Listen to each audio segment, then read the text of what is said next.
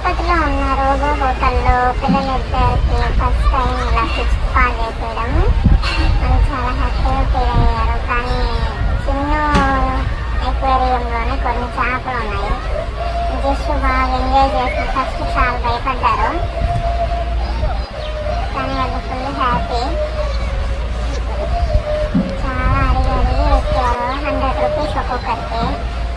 ఇప్పుడు తీసేశారు రోబో హోటల్లో.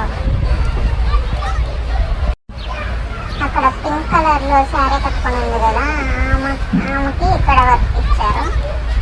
ఆమె అందరి దగ్గర 100 రూపీస్ వసూలు చేస్తుంది. ఫిష్ ని కాళ్ళతో కొడుతుంటే అది చచ్చిపోతాయని చెప్తుంది. ఆమె అంతా మెయింటైన్ చేస్తుంది అక్కడ ఫిష్ స్పా దగ్గర. జస్ట్ వాళ్ళ మేడంలా ఉందంట. జస్ట్ మా మేడం అనుకున్నానని చెప్తున్నాడు. Thank you friends, please subscribe and support.